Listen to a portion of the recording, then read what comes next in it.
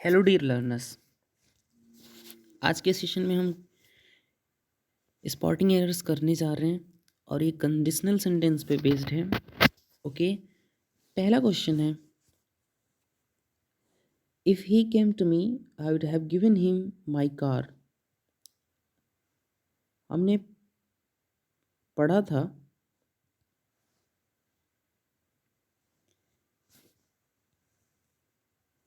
पिछले वीडियोज़ में, जब हम थ्योरी पढ़ रहे थे तो हमने पढ़ा था कि जब सेंटेंस की शुरुआत इफ़ क्लॉज में पास्ट इंडेफिनिट से होता है तो मेन क्लॉज में फ्यूचर इंडेफिनिट आता है, जबकि विल का वुड कर देते हैं। तो यहाँ पे पार्ट नंबर बी में दिया है आई वुड हैव गिवन। ये सेंटेंस टोटली रॉन्ग है। यहाँ पे होना चाहिए I would give him my car. ये हमारा करेक्ट आंसर होगा। ओके, क्योंकि जब सेंटेंस की शुरुआत होती है if plus past indefinite plus comma, तो हम इधर भी क्या लिखेंगे, subject plus would plus verb first form, plus verb first form का यूज़ किया जाता है। तो पार्ट नंबर बी में एरर है। ओके, सो ना आगे बढ़ते हैं। Had he invited me I would have attended the function. इस यहाँ पर इफ़ के जगह पे हैड है, जो कि लॉ ऑफ इन्वर्जन को फॉलो कर रहा है। इफ़ को हटाने के लिए हम वहाँ पे हैड का यूज़ कर देते हैं। तो इस सेंटेंस में जी नो एरर है। क्या नो एरर है सेंटेंस नंबर 2 में। आगे बढ़ते हैं थर्ड पे। If he had called me up I would give him I would inform him. तो मैं उसे इन्फॉर्म करता नहीं। अगर सेंटेंस में, अगर सबऑर्डिनेट क्लॉज में इफ़ प्लस पास्ट परफेक्ट है तो कॉमा लगा के उधर भी मॉडल परफेक्ट होगा। तो यहाँ पर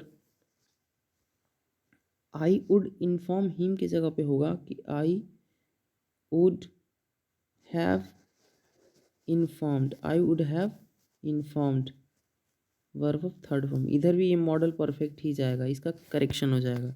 सो part number part number B में एरर है इस स्टेटमेंट में। ओके, आई होप कि आपको समझ आया होगा। Question number 4, if he will work hard he will surely get the job of his choice. आपको थियरी में पता होगा कि if, when, before, as soon as जब कभी भी सेंटेंस की शुरुआत इन पर्टिकुलर कंजंक्शन से होती है तो सेंटेंस में सब्जेक्ट के बाद हमेशा या तो वर्ब फर्स्ट फॉर्म आएगा या तो वर्ब सेकंड फॉर्म आएगा। यहाँ पर अगर ये सब्जेक्ट प्लूरल है तो वर्ब फर्स्ट फॉर्म, अगर ये सब्जेक्ट सिंगुलर है तो वर्ब फर्स्ट फॉर्म प्लस ए सब्लिक ईएस आ जाएगा। या तो वो प्रेजेंट इंडेफिनिट टेंस में होगा या तो पास्ट इंडेफिनिट टेंस में, लेकिन वो फ्यूचर इंडेफिनिट में नहीं होता। आपको ये स्ट्रक्चर को ध्यान रखना है। ओके, इसी स्ट्रक्चर पे ये क्वेश्चन होगा। सो क्वेश्चन पे चलते हैं। लेकिन आप देख सकते हैं कि यहाँ पर इफ़ के साथ ही के बाद क्या दिया है, विल वर्क हार्ड। तो ये तो फ्यूचर हुआ ना, तो यहाँ पे हमें विल को क्या करना पड़ेगा, कट करना पड़ेगा। और विल को काट के हम क्या लिखेंगे, विल को काट के, सॉरी, विल को हम काट के हम लिखेंगे वहाँ पे क्या, हम उस सेंटेंस को प्रेजेंट इंडेफिनिट टेंस में लेके आएंगे। हालांकि ही क्या है, सिंगुलर सब्जेक्ट है और सिंगुलर सब्जेक्ट के साथ प्रेजेंट इंडेफिनिट टेंस में वर्ब फर्स्ट फॉर्म प्लस से सब लिख के लगता है। ठीक है, तो उस वर्क को हम बनाएंगे वर्क्स में। ओके, इसका ये राइट आंसर हो जाएगा। आई होप कि आपको अच्छे से समझ आया होगा। क्वेश्चन नंबर 5 पे चलते हैं। Unless I do not see his ticket I will not let him sit the hair. Okay, तो आपको पता होगा कि अनटिल, अनटिल, ओके, अनटिल और अनलेस ये दो ऐसे शब्द हैं या अगर हम लिस्ट की भी बात करें तो ये दो ऐसे शब्द हैं जो ऑलरेडी ना नेगेटिव होते हैं नेचर में, और इसीलिए इनके इन तीनों शब्दों के साथ नो, नॉट या नेवर शब्द का यूज़ नहीं किया जाता। पहला चीज़ क्या, इन तीनों शब्दों के साथ नो, नॉट, नेवर शब्द का यूज़ नहीं करते, क्योंकि तीनों ही वर्ड नेचर में तीनों ही वर्ड नेगेटिव होते हैं। पहला तो ये रहा। ओके, तो इसीलिए पहली चीज़ कि यहाँ पे हम डू का नॉट का यूज़ नहीं करेंगे। ओके, डू नॉट का यूज़ नहीं करेंगे। उसके बाद ही सेंटेंस सही हो जाएगा कि unless I see his tickets I will not let him sit here. तो पार्ट नंबर जी ए में एरर था। Okay, next, before the police will come you should better get the anticipatory bell. Okay, तो before के बाद police है subject, उसके बाद क्या दिया है, फ्यूचर इंडेफिनिट, जो कि फ्यूचर इंडेफिनिट में नहीं जाएगा, प्रेजेंट इंडेफिनिट टेंस में आएगा, तो विल को काट देंगे। और करेक्ट जो स्टेटमेंट होगा, बिफोर द पुलिस कम, यहाँ पे कॉमा नहीं दिया है, कॉमा टाइपर ने मिस कर दिया है, you should better get the anticipatory bell, तो पार्ट नंबर ए में एरर है। तो आगे बढ़ते हैं। 7, we will come to know the truth after the investigation finished. After the investigation finish,